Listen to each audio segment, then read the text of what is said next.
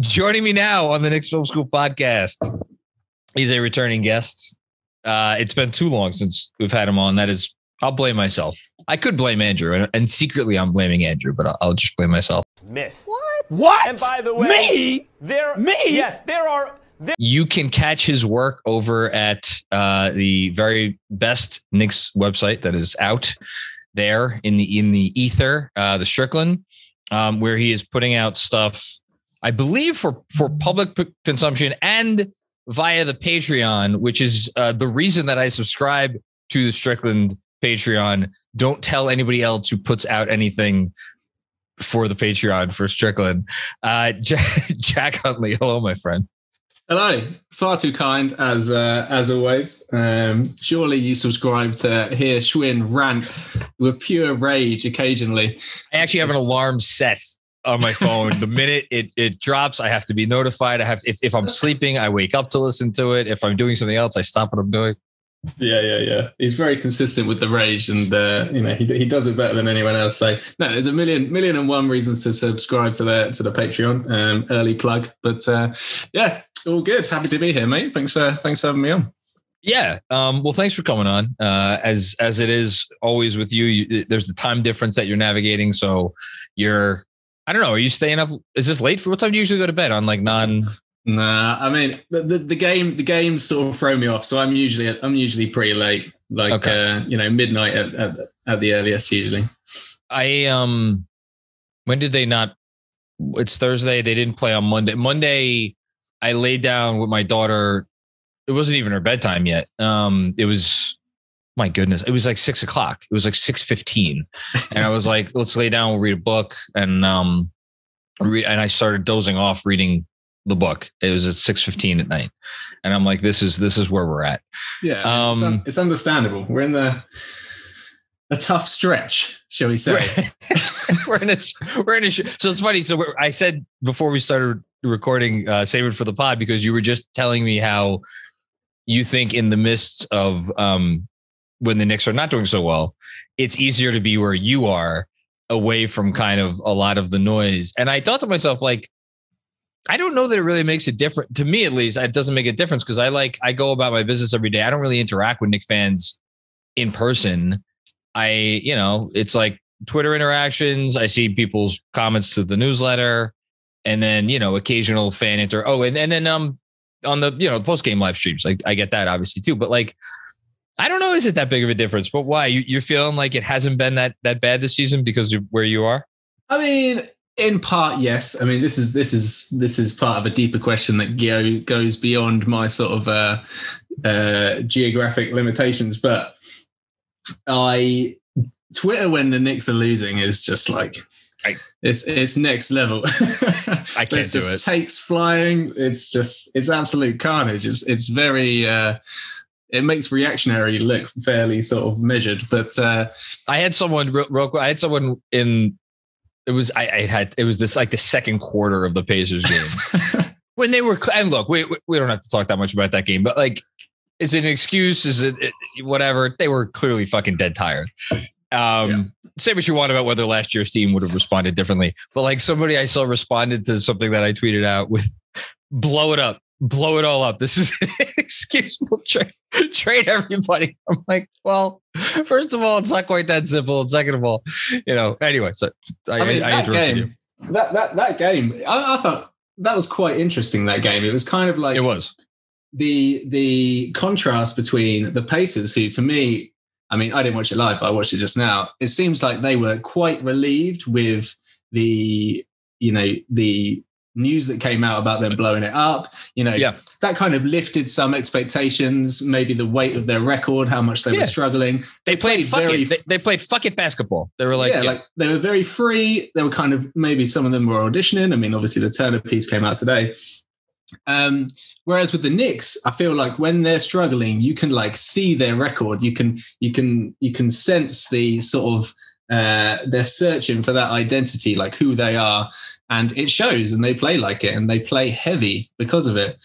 And it was an interesting contrast last night because, I mean, you could tell they were physically tired, but I think they're just tired from the from the expectations as well. That and Fournier was probably shitting himself for 24 hours previous. But other than that, I don't even know, like the young kids now, they take the word literally to mean something the opposite of which it means. So I don't know if I was like, should I be like, Evan Fournier was literally shitting himself. I don't know. Am I using the young person's definition of literally? Am I using the actual definition of literally? Am I using both? I think in this case, you could be using both.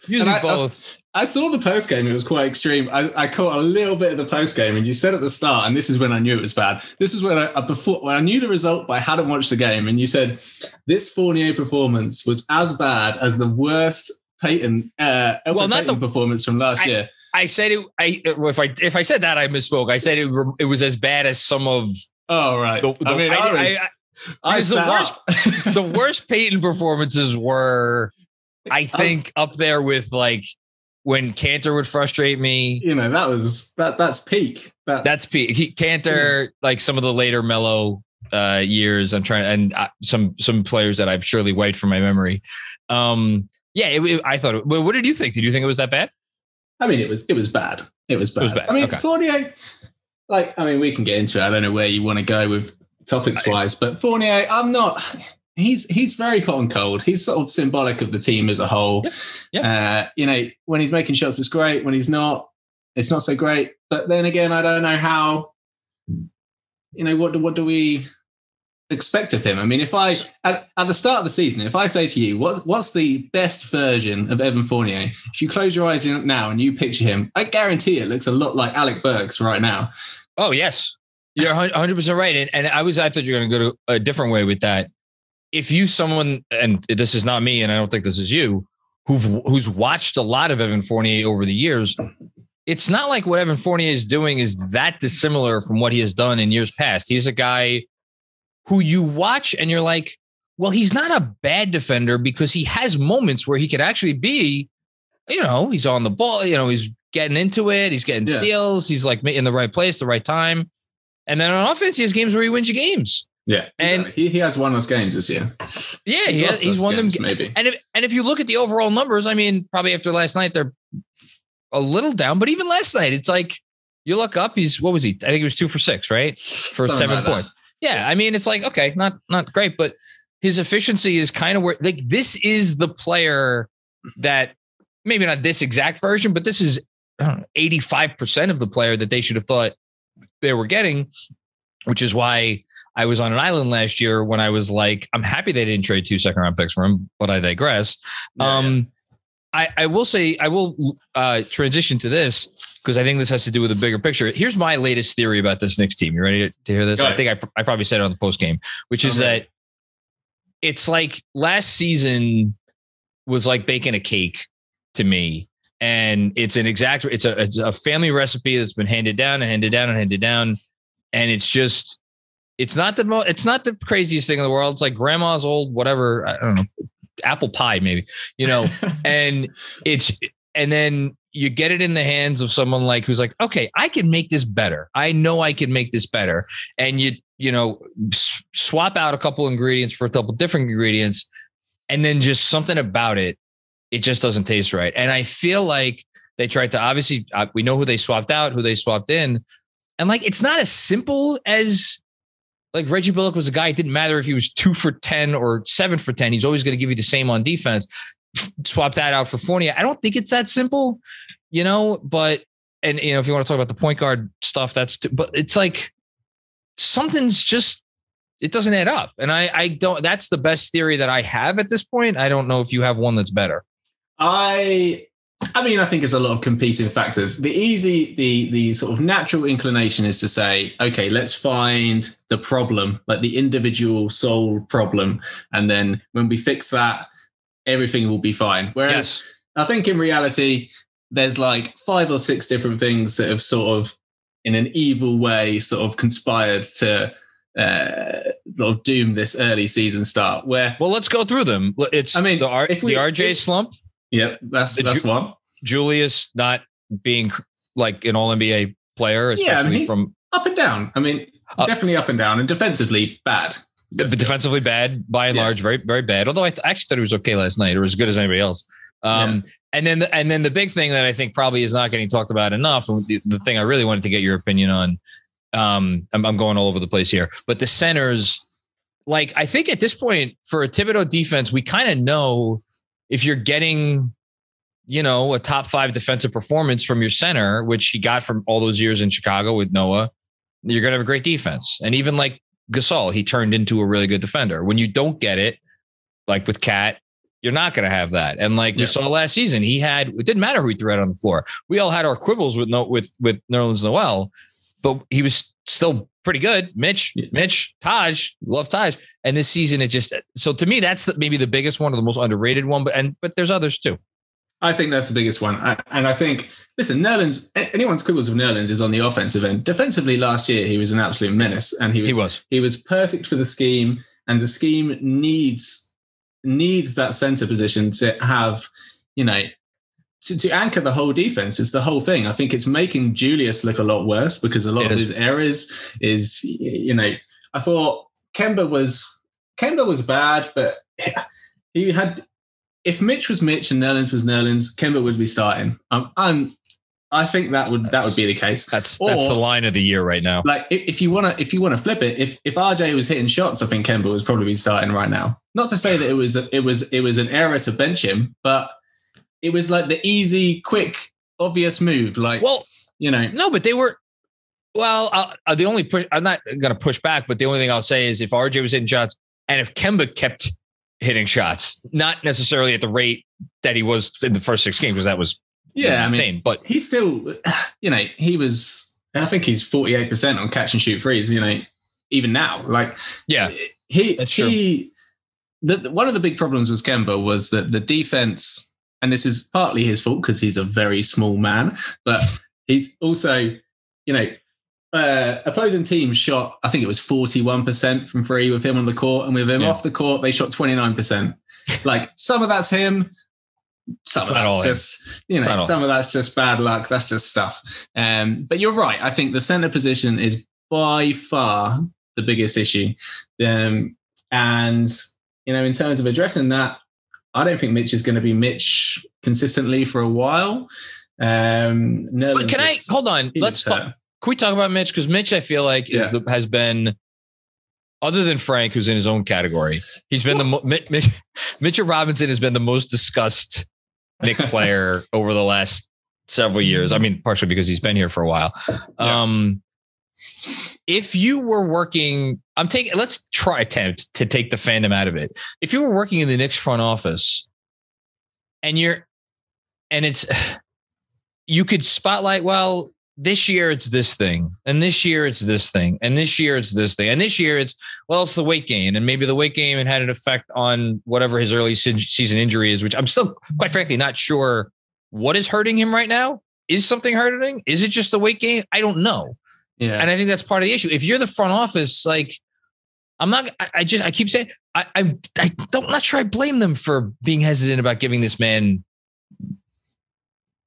or 4 years, and whatever amount of money. No, not at all. I think they've made the right decision to wait. I mean, they might end up getting a discount if he carries on playing like this anyway. We don't know what he is. He's never been anything consistently. His peaks are incredible. His lows are bad. His availability issues, I think, have been a little bit overplayed. But then the most recent stuff with your feet is a bit worrying. I think he's good, but I mean, I'll put it this way. I would be very much trying to acquire Miles Turner. What are you giving up?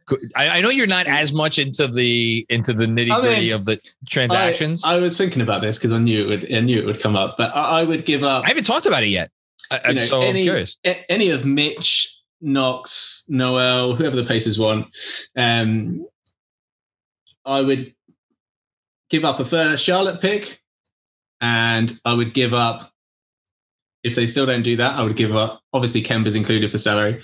I would give up Rokas if they want him, and then if they still said no, no respect. I'd say no respect. Hey, what league is he in? Isn't he killing it? We've got like so many point guards. If they still said no, I'd give up McBride. And if they wanted Obi, I draw the line at Obi or IQ. I'm not. And Grimes. I'm not giving up Grimes.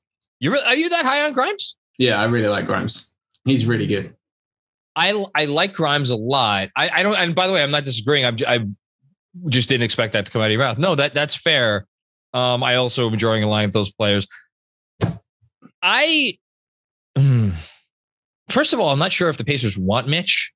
Yeah, they want the picks and whoever the young player is. See, to me, if I'm Indiana and I'm dealing Miles Turner, like I'm trying to get the best draft asset I can get. Cause I don't think, like, look around the league. What team is giving you a real young real young player, real young prospect? Like I'm trying to think of someone. Like it doesn't make sense. There's much out there. I was reading some of leeching off some of Jeremy's knowledge earlier on Twitter, and I just don't think the market is going to be all that robust. The team that would scare me is Charlotte, but we control their draft equity for like the next 17 years. So and I know that there's been some talk about including language to make a first round pick tradable before whatever it is, 2025 or 2026. But like if you're Charlotte, like you're not giving up, book night. Are you like? I think they might. See, but I wouldn't. Unless I don't know. Maybe I'm higher on. To me, he has shown flashes already in the season. I haven't watched a whole lot of Charlotte, but like, to me, it's like that's the level of player where it's like, well, is Miles Turner worth it to us to give up a kid who like, is he a high level rotation player on a really good team? Like I don't. Like that's why it's probably correct that you said Grimes, because Grimes to me profiles as someone like he's going to be the fifth guy on the court, but could he be a starter like on a good team? Good. He's really good. The only reason we don't think more of him is because he hasn't had the opportunity. And that's one of the reasons why I think getting Kemba out of the rotation is good. Not because, he was bad, but he wasn't as bad as he was made out to be. We need to find Grimes some minutes, and I think that opens up minutes for him easily. But yeah, Turner. I think Turner's good. I think he's tailor-made for Mitch. He's tailor-made for Tibbs, and he's tailor-made for this team. There aren't that many guys who can protect the rim at an elite level, like a truly elite level, and shoot reasonably well, from free. And I think he's actually a bit underrated, ball in hand, like catching on the short roll, making a play, stuff like that. Last night, or as we're recording this last night, a couple of his moves. And we saw the article. You referenced it before. We saw the article today from The Athletic in which he basically said, "I'm sick and tired of being a guy that gets told to stand in the corner." He's not staying there. He's gone. Yeah. Oh no, he's gone. Which doesn't scare me a little bit because it's like you get the flashbacks to like Dwight Howard. I want my touches. Yeah. But look, I think one of the nice things about this organization, and we could maybe flip it to something that's good, is they do seem to have a nice currency with their players. And I think they would know what they're getting into with Turner. He works out with Julius. I'm sure Julius has had a lot of conversations with him. Yeah. Would it be worth it to give him a little slice of the offense in exchange for what you'd be getting on the defensive end and as well as the occasional floor spacing? Yeah. How much would it change things? Given what we're just talking about how the center position has been such an issue. Oh man. It's just very important. It's a non-negotiable in Tibbs' system. Like, it's a non-negotiable. If we're going to play this way, you have to have that guy. Otherwise, it just doesn't function. It doesn't work. This has been one of the bizarre things of like the last couple of weeks. Obviously, we've got like pre-Kemba, post-Kemba. As soon as Kemba was out of the rotation, we had that nice little stretch. What was it? Atlanta, Chicago, Brooklyn. Atlanta, Chicago, Brooklyn, where they looked like a competent basketball team. High end, competing. And we went to this nice little switching style more. Everyone was happy because Burks is big and we can switch like for like, and that's great.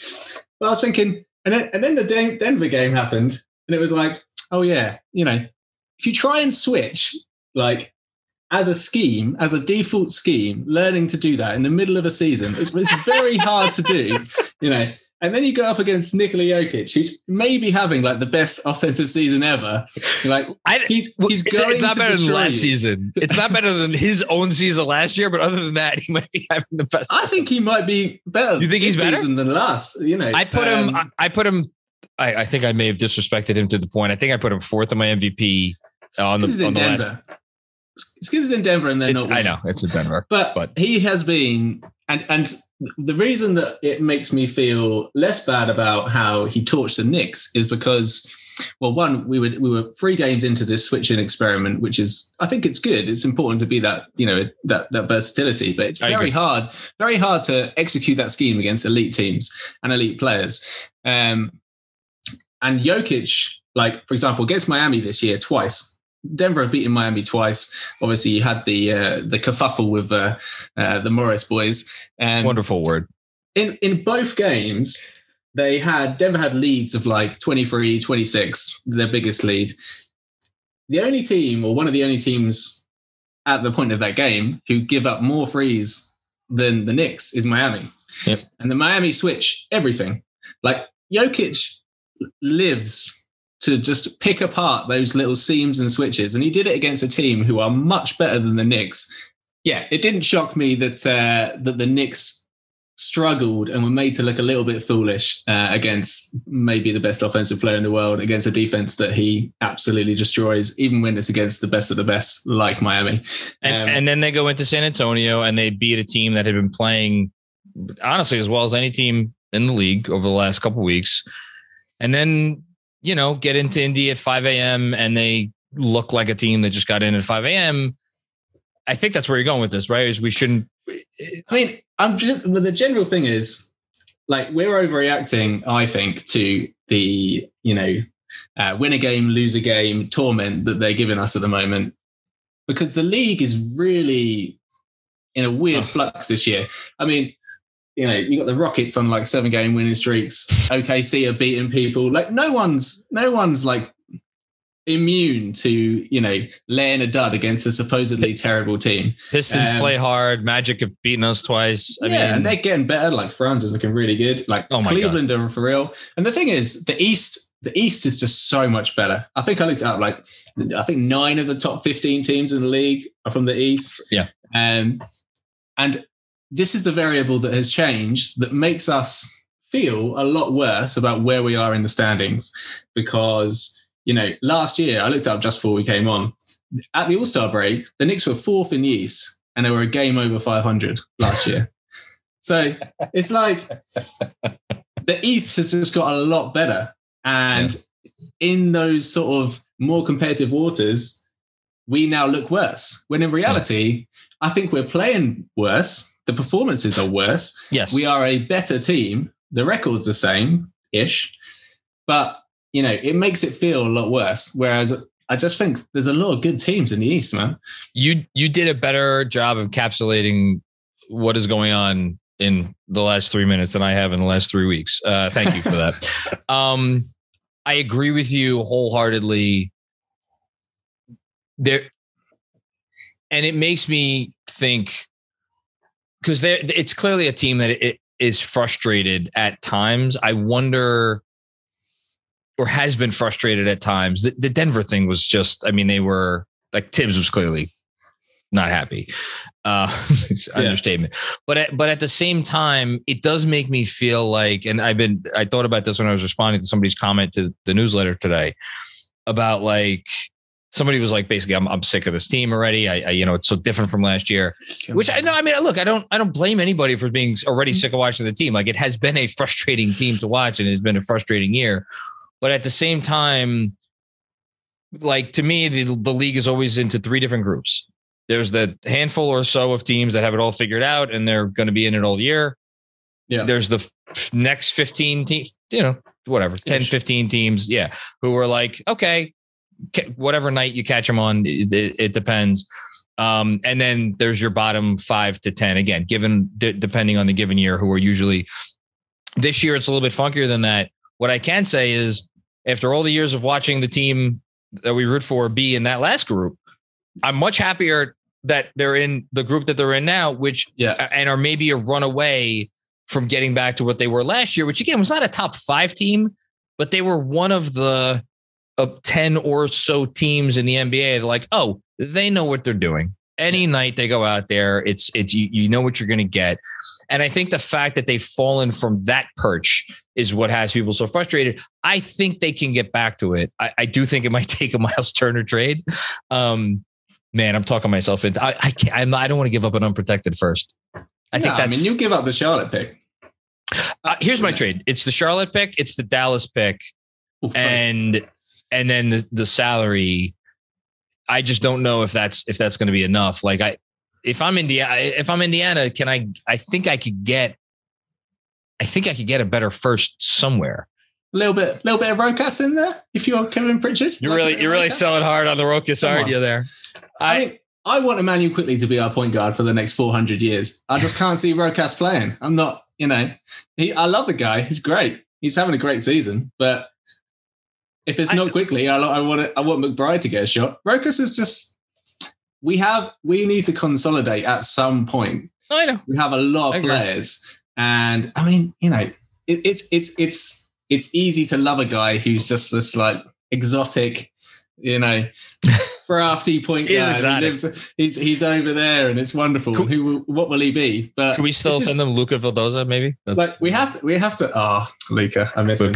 We have to give up. We have to give up something for the guy if we're going to get him. No, I agree with that. There, because he has a year left on his deal after this, obviously, and they're not.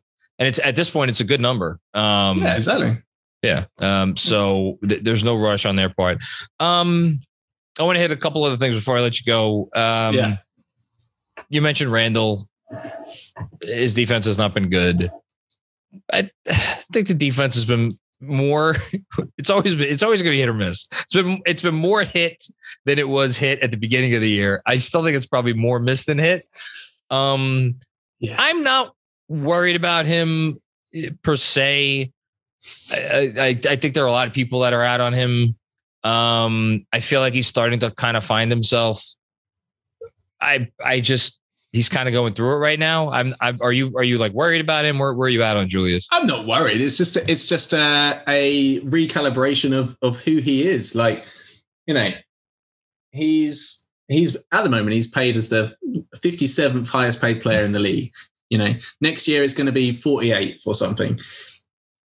The version of Julius Randle that we're seeing now, where he's like, or at the start of the season at least, where it's very ISO heavy, we know what that is, and we know what the ceiling of that is. He is going to have to sharpen the dodgy points of his game if he wants to be better. If he wants to be the guy that's the Knicks' number one guy, and the Knicks are better than they were last year. If this is the Randle we're going to get, and this is how he's going to play, we're going to be a 41-ish win team. Yep. Like, I don't think, he can't have a Kevin Durant shot diet and, be right up there with the Knicks in the Eastern Conference standards. It's just not going to happen. I'm fine with him finding his feet, but the most infuriating thing is I don't think I've ever seen a player whose offense dictates the rest of their game more than Julius Randle. Like, and that's something that is nothing to do with his skill set, is the way he's utilized on offense. It's just like it's a mental thing, and it's a habit that, like, it's just it's the most frustrating thing to watch about this Knicks team. And is it any coincidence that he had, without question, his best defensive year of his career last year, during a year when more often than not, he was feeling great before the game, and he came out of the game feeling pretty good, Yeah. And he had a back line that he can lean on that, if not made him look good, then at least propped him up so that he could display the best parts of his defense. He's a crazy guy. Like, he's a maddening player. His demeanor is sort of like, it seeps through the TV screen. Like, you can't, and it must, having that as your leader is problematic. Well, right? I think the players, the one thing I think is our saving grace, or part of our saving grace, is I think the veteran the other veterans on this team, like guys like Alec Burks, guys like Derrick Rose, guys like Taj Gibson, even a guy like RJ Barrett, Barrett's 21 going on 31 in some ways, I think, in terms of how he kind of goes about his business. Like, I don't think I don't say they don't mind it, but like that doesn't affect them as much. Yeah, it doesn't affect them as much. And by extension, because those guys are respected. I'm talking specifically Rose, Taj, maybe, Burks a little bit. Yeah. It doesn't seep into the rest of the locker room. I wonder though, in the front office and the people that make decisions for this team, these are not stupid people. And we know what the goals are. And it's just interesting to me because he was at his best last year, not only on the floor, but in the respects that you're talking about. Mm-hmm. And they gave him, the contract that they gave him. And I do agree, because of where he ranks in the league hierarchy and because of the things that he could do, it doesn't suddenly morphed into a bad deal. Yeah. But, I also don't know how many other teams in the league would be like, ooh, wait, hold on. We could get Julius Randle. What do we have to give? I don't. Oh, I think they would. You do? Okay. He's a number 2 with number one's workload. And we've never seen him function as a true. We've seen him function as like a number, whatever he was in his last year in LA and his only year in New Orleans. Yeah, which is, I don't think he wants to go back to that. Yeah, the question is how, if that happens, how will he adjust? And well, if I'm opposing front office, I'm not saying the Knicks are even thinking, but I'm playing this out to its logical conclusion. Yeah. Like, if the Knicks are watching this and be like, well, this is the leader of our team, and this, and it sure seems like we're like ebbing and flowing with his personality. If they started to have those notions, I just, again, playing out the theoretical exercise, how many teams would have concerns about whether or not he could easily blend into, I think the number is just too good. The number is too good for how good of a player he is. I don't disagree. It's a great contract, but that, I don't know whether where you plan to go next, but that sort of bleeds into the big question I have, which is, what is the best starting lineup for this team? That's a good place to end. I think there's another adjustment here. And where you're talking there about the type of players that do not get affected when Randall is not playing well, the Roses and the Burkses, whose disposition is pretty steady, they're vets. I think you need to put Burks in the starting lineup, keep him in the starting lineup. I agree. And you need to put one of Rose or Quickly in there.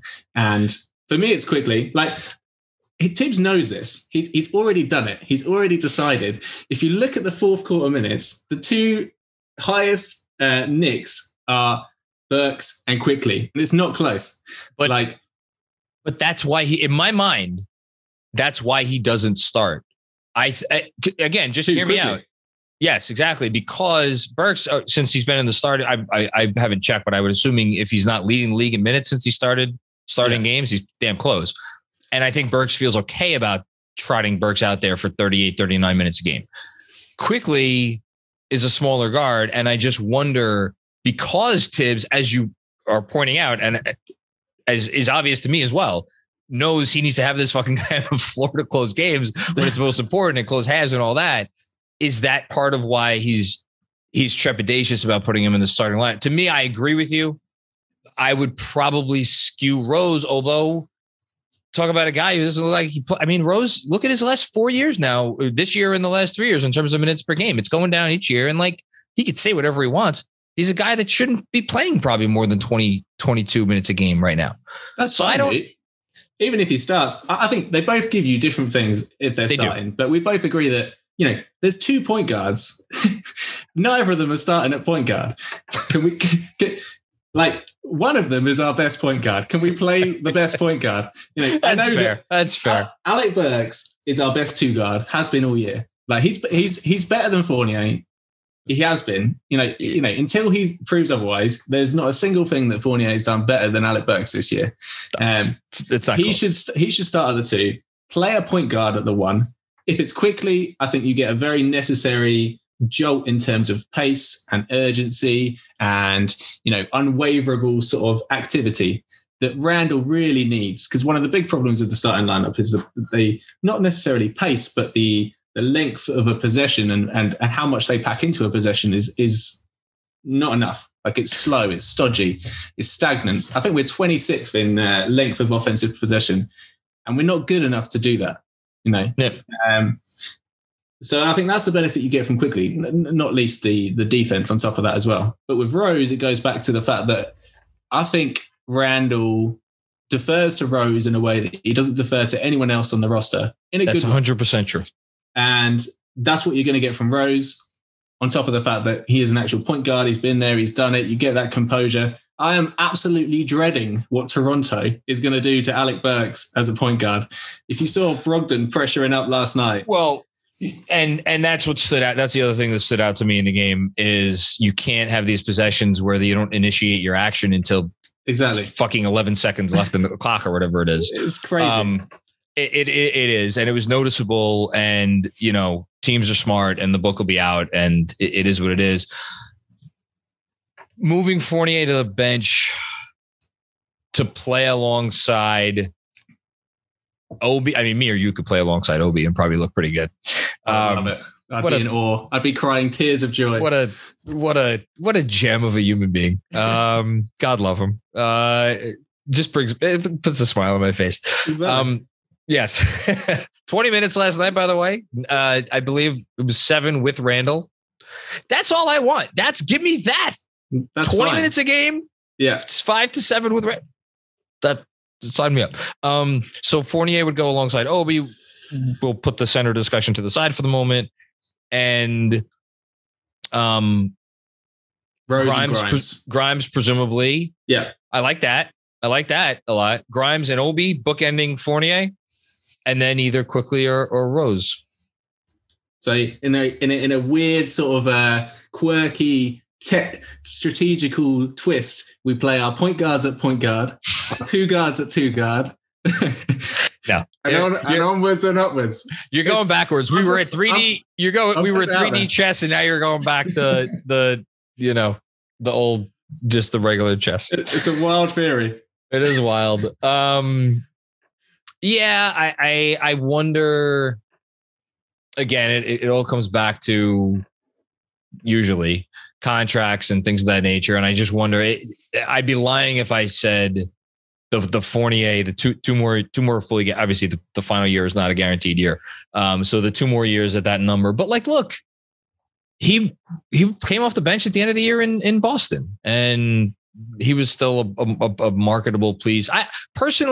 I'm not that hung up on the contract number, because I think if and when the day comes where they will trade him, it's going to be in a big package for a star. I don't think, him being included in that deal is going to be about the number or specifically what type of player he's going to be. I think that's going to be a type of star trade, and we don't have to talk about that right now.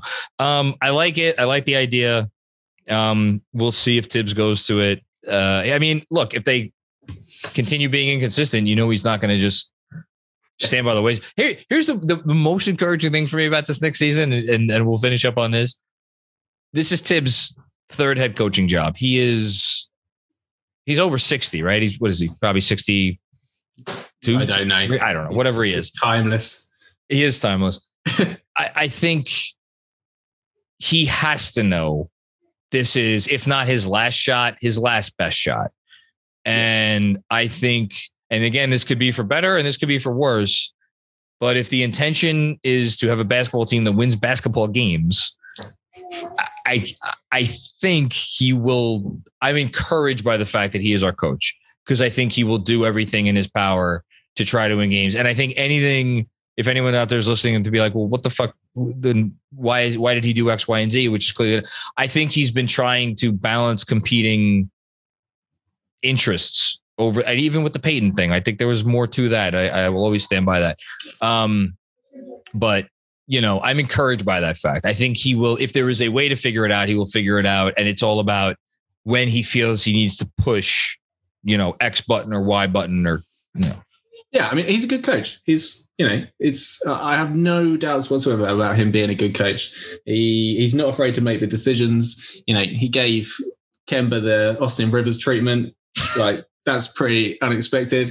And I think he will make whatever choice he feels gives the team the best chance to win. And Fournier is like, just because he's the Knicks' second highest paid player doesn't mean he's a highly paid player in the context of the league. He's on Eric Bledsoe money. He can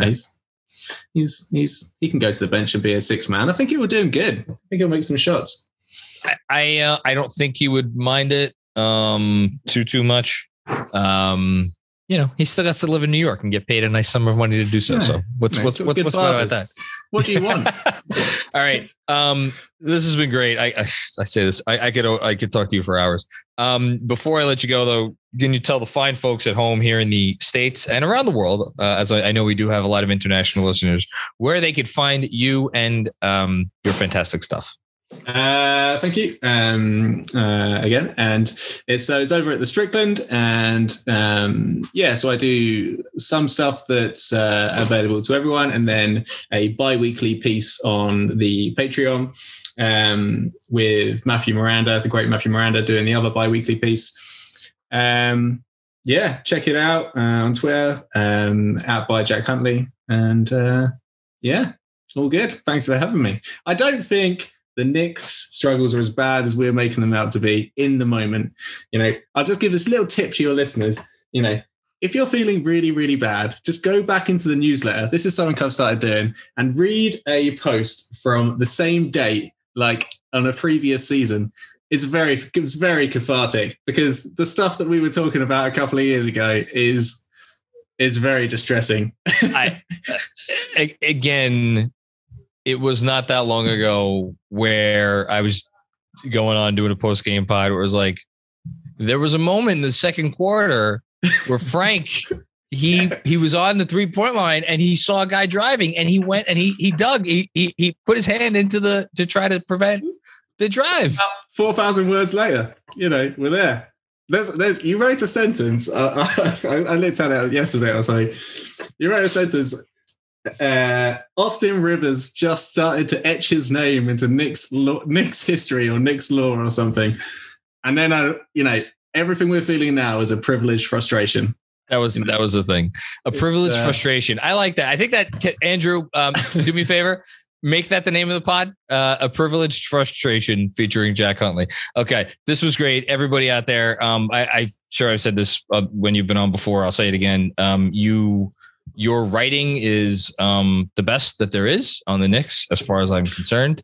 I love reading it. Again, it gets me to pay. What am I paying? $9 a month? Worth every penny, because it is that good. You're a rising talent, and I look forward to the day when you're too busy to do this podcast anymore. I will just say that. I mean, obviously, yeah, again, thank you too much. But I also look forward to that day if it happens. So we'll both look forward to it. I'll let you go, mate. I know you've got loads of family stuff to do. All right. But, thanks for having me on. Absolute pleasure, as always.